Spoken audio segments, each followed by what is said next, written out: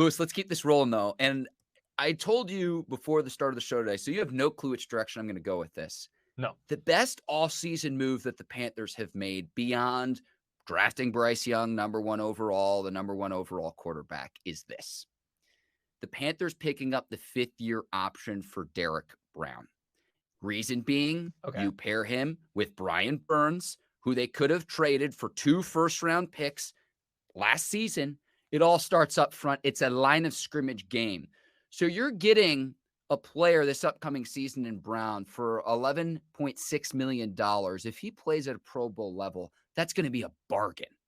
If you could lock him up for the next several years at, I don't know, $15 million or so, and if he continues to progress and play at a Pro Bowl caliber level, I really think that this is a move which the Panthers made a week ago that no one's talking about, that I think will be significant, not just for this upcoming season, but for the next several years. They pick up the 5th-year option. If you can work out a long-term deal with both Brown and Burns up front 7, you've got 2 studs controlling the line of scrimmage, and really it starts with the interior. And that's why I think no one's talking about this with Derek Brown. Very, very important to pick up his 5th-year option. I'd like to see them work out a long-term deal here in the coming years as well, too, Lewis. What say you? What do you think about my take? What do you think the chances of him playing at a Pro Bowl level are, like, honestly?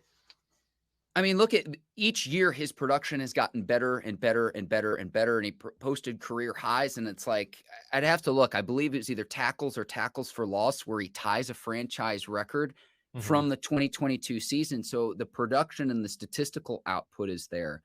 But especially in the division, look at the teams in the division. There's not a ton of quarterback talent.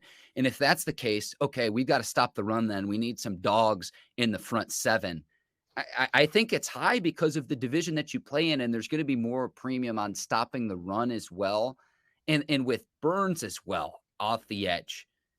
If you had 2 first-round picks, that tells me a ton about what his value is and what other teams think of them as well. That's really important, Lewis.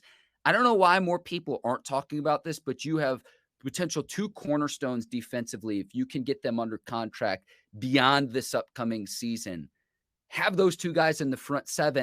And it's going to make, here's the thing too, on the back end of your defense, it's going to make the DB's jobs heck of a lot easier if you know an opposing quarterback doesn't have that much time to throw.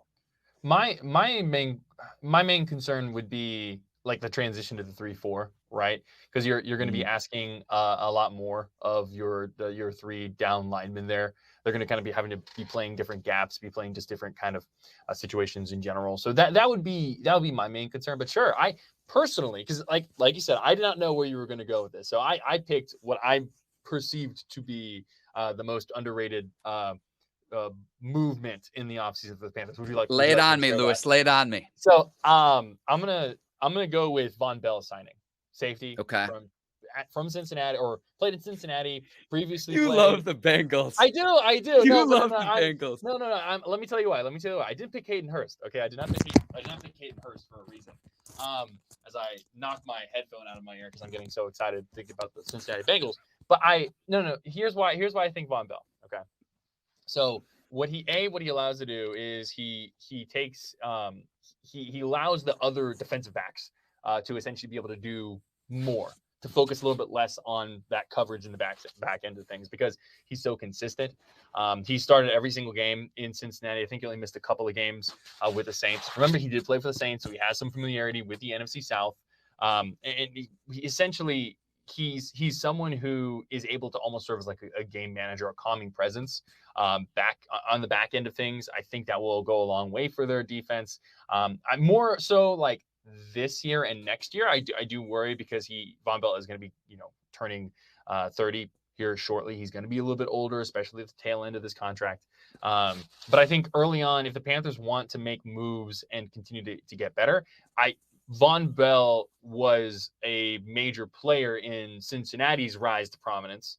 And so I don't think that is not a coincidence.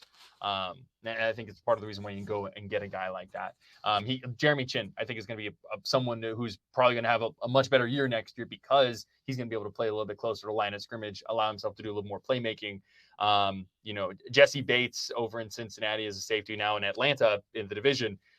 is someone who was able, I think, to kind of do a lot more because you knew what you had on the other side of the field. Plus, Von Bell is just all around a very strong safety overall, both stopping the run and playing in pass coverage. In his 3 years in Cincinnati, his PFF run stopping and pass coverage grade was 60 or better. So he's someone who I think is going to be a nice kind of plug and play guy, set it, forget it type thing for the Panthers. Underrated signing, in my opinion. You mentioned Von Bell and Jesse Bates. I think they're going to benefit from playing in the NFC this upcoming season, because in the AFC, who are the other stud safeties? You got Minkah Fitzpatrick, and then you've got Derwin James with the Chargers, Fitzpatrick with the Steelers. So they could be overshadowed by other elite level players in their own conference, and they're going to get the opportunity to do their thing here in the NFC this upcoming season. You mentioned Bell, a player who by and large has stayed healthy. This past year was the first time he didn't play in double-digit regular season games. He had done that every other season to this point in his career. And then it's the same thing with Derek Brown, Lewis, because I looked through the first 3 seasons of his career, and he's missed 1 game in the NFL in his first. So it tells me everything I need to know.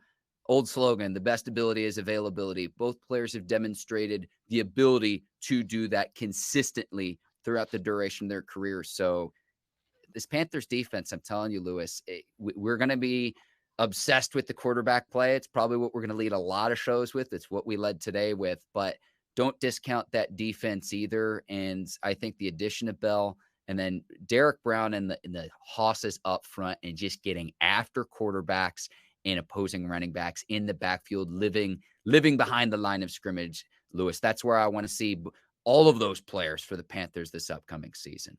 Yeah, I think the way I would put it is I think the offense for the Panthers will determine the ceiling for this season. The defense for the Panthers will determine the floor, because they're going to be, their way the roster is currently built, it just screams to me a team that is going to lean on the run, that is going to try and limit mistakes, that's going to try and just play good defense. And I can go a long way, especially in a division that is not very good in the NFC South.